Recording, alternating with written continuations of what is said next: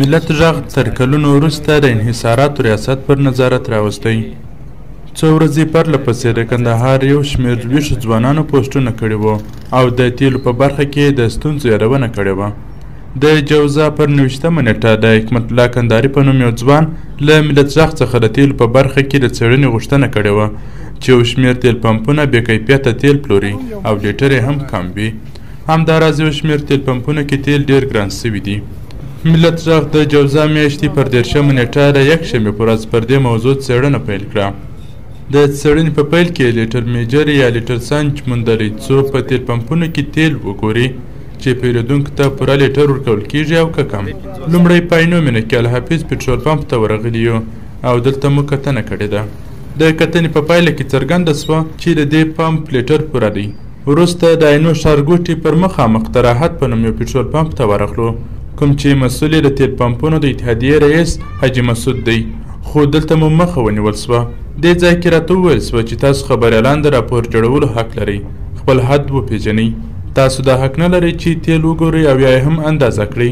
موږ تر دې پمپ وروسته همدې سیمه کې د نظیر په نوم یو بل پمپ ته ورغلو خو دلته راته وویل سوه چې پرته له میټر میجر څخه بل په هر شي کې تیل راکوي. وروسته همدې سیمه کې مارشال پمپ ته ورغلو خو د هغوی لیټر پوره و. وروسته د همدې سیمې یو بل د تیلو پمپ ته چې د سعادت په نوم ورغلو خو دلته راته وویل سوه چې تیل ختم سوي دي. خو موږ له پمپ څخه څو متره لرې پټ ودرېدو. راته څرګنده سوه چې تیل نه دي ختم سوي ځکه چې هغې پایې ته موټران درېدل او تیل ورچول کېدل. وروسته د حاجي عزیز په سیمه کې کلندرزي پمپ ته ورغلو. د تیلو اندازه یې پوره وه خو تیل یې رانه کړه چې موږ یې له ځان سره یوسو. تر دې وروسته بیا نساجي پمپ ته ورغلو. د پټرول پمپ کې تیل 130 ملي کم و.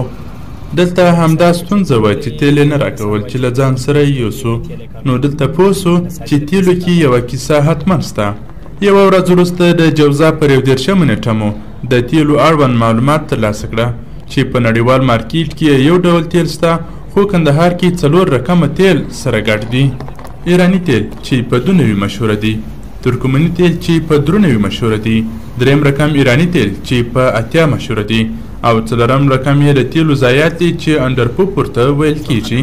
په همدې نېټه د تیلو بیې داسې وې.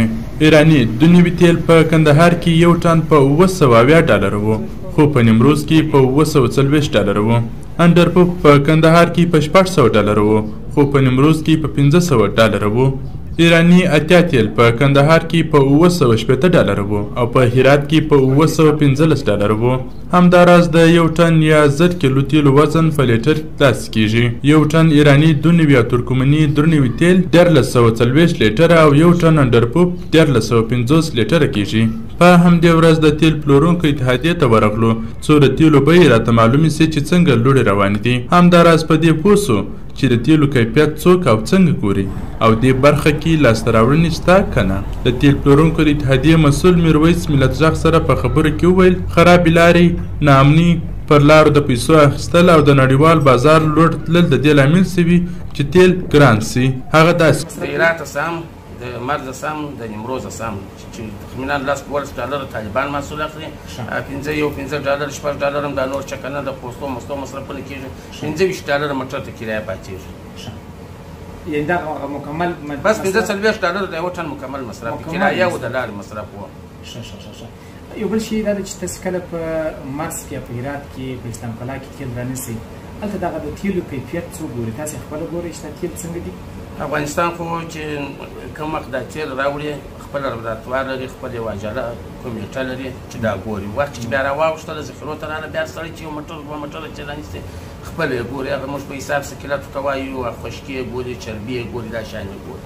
په دې ورځ مو هڅه وکړه چې د کندهار د انحصاراتو له ریاست سره وغږیږو خو هغوی ځان پټ کړ.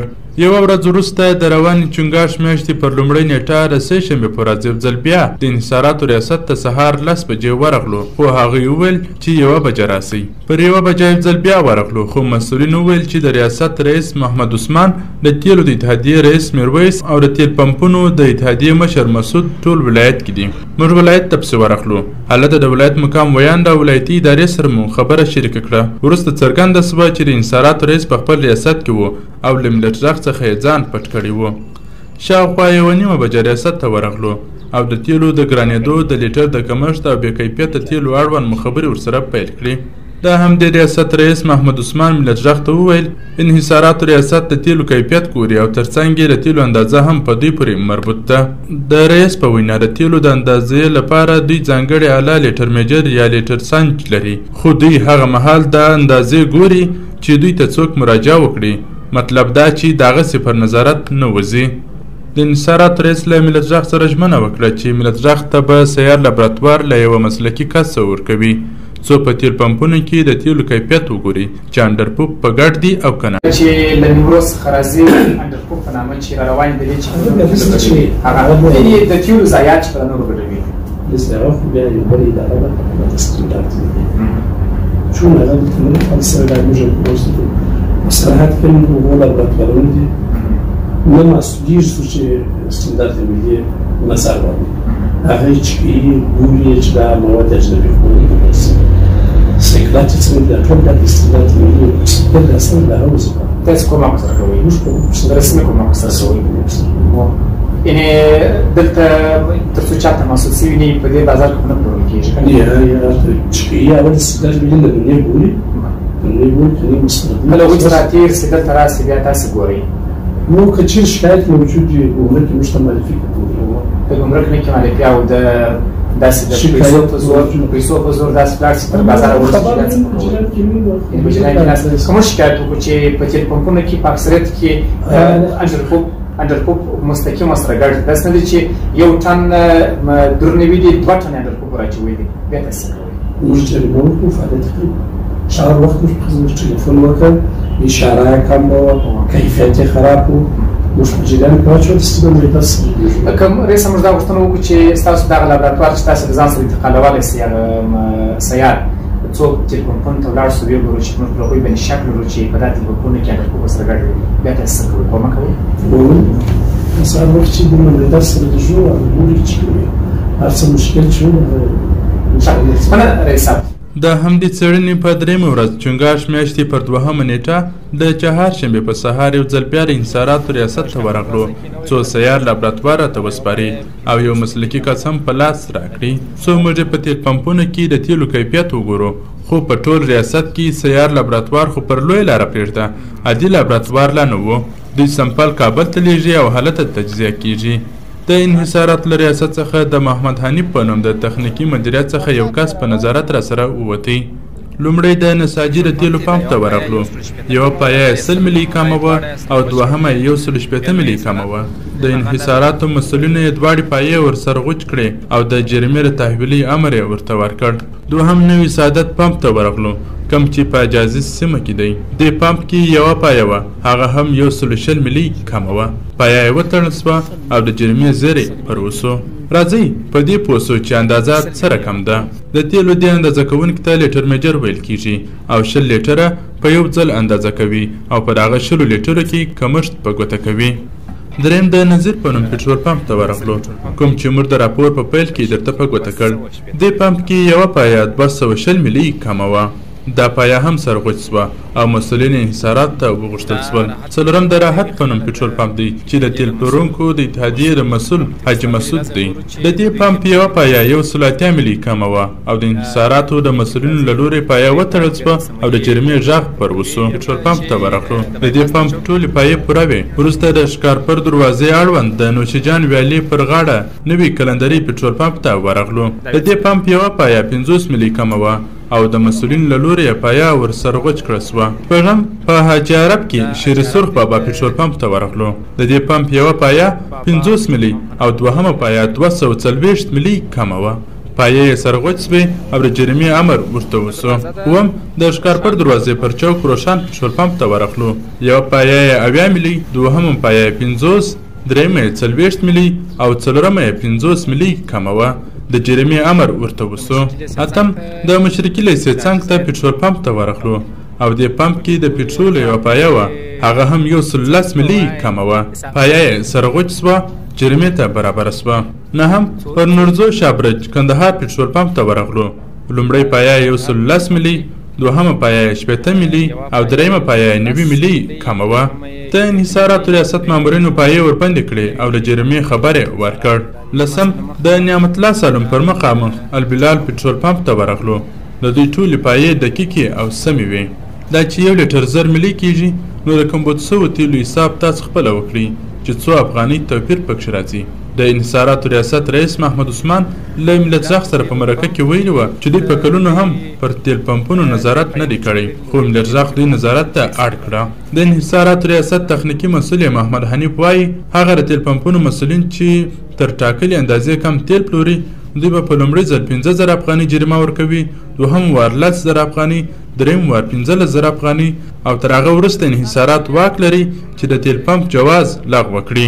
ښاغلی حنیف چې د ملت غږ له کاري ګروپ سره په نظارت وتلی و داسې وویل: تقریبا موږ په حدودو کې د 15 یا 14 پمپو وکتل چې هغې جملې څخه 9 پمپه چې په لیټر کم و او هغو ته مو جریمه ورکړله او تر اوسه پورې پایې سرغوش شي تر څو چې خپلې پایې اصلاح کړي، جریمه تحویل کړي، بیا به نو پمپونه ووي. ملت غږ دوهم ځل د ټولو تیل پمپونو د تیلو وزن ګوري او تر هغه وروسته ځانګړی سیار لابراتوار پیدا کوي او د تیلو کیفیت هم ګوري. د ملت غږ د څېړنیز ګروپ د معلومات له مخې اکثرو تیل پمپونو کې له ترکمني درونوي او ایراني دونوي تیلو سره انډرپوپ یا د تیلو ضایعات ګډېږي او دغه ځای کې فساد او ګټه ده. په دې اړه د ملت غږ خبریال بسم الله وطن دوست داسې وایي: یو اړخ دا دی چې په تیل پمپونو کې د تیلو وزن کم دی، یعنې لیټر یې کم دی.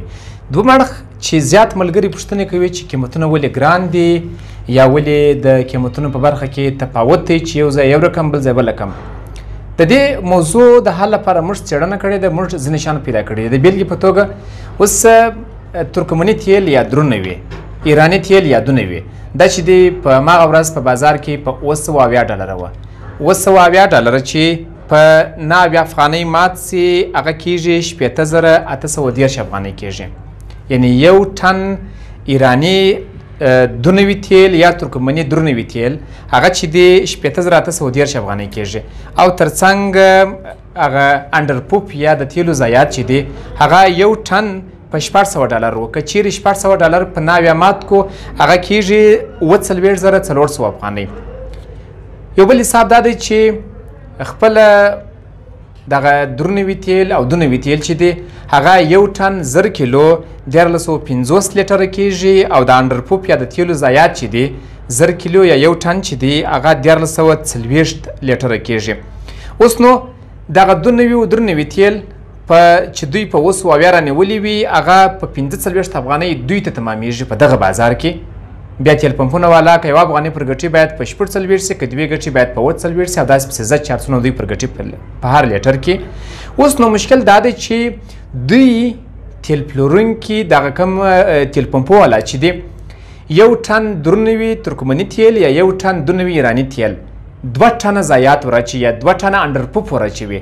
کله چې دا ورواچي راسه حساب ورته وکړو، یو ټن درونوي تیل یا دونوي تیل او 2 ټنه انډرپوپ دا چې سره ګډ سي دا کېږي 1,55,410 افغانۍ کېږي او که لیټرو ته حساب وسي هر لیټر په 8 افغانۍ تمامیږي.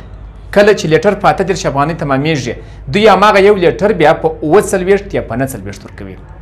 تر ټولو مشکل دا دی چې موږ په کندهار کې انحصاراتو ریاست لابراتوار نه لري چې موږ ورسو د دوی تیل تجزیه کړو، ویې ګورو چې د دوی په تیلو کې څونه انډرپوپ ګډ دی، څونه اتیا تیل دی، څونه دونوي او څونه درونوي تیل دی. دا مشکل دی. اوس نو تاسو خپل حساب وکړئ، که چیرې یو ټن درونوي ترکمني تیل وي یا یو ټن ایراني دونوي تیل وي او 3 ټن انډرپوپ ورواچوي، بیا دوی ته په څو تمامیږي یو لیټر او دوی بیا په څو ورکوي؟ دا د قیمتونو هغه لوړېدل ښکته کېدل له دغه ځای څخه ډېر ژر سړی به پوهېږي چې د تیلو په دغه برخه کې فساد شته، په دغه برخه کې غلا شته. د ملت غږ راډیو د دې څېړنیز راپور پر مهال یو شمېر فرمایشي خبریالانو هڅه وکړه او ډول ډول راپورونه یې خپاره کړه چې ګواکې تیل پلورونکي او تیل پمپونو مسؤلین پر حق دي، خو حقایق همدا و چې تاسو ولیدل. ملت غږ په 14 تیل پمپونو کې څېړنه کړې چې پر مهال یې 9 تیل پمپونو کې د تیلو لیټر کم و او په 4 کې لیټر پوره و. په کندهار ښار او ولسوالۍ کې شاوخوا 250 تیل پمپونه شته. اوس نو تاسو د همدې 14 کتل سوو تیل پمپونو قیاس پر وکړئ.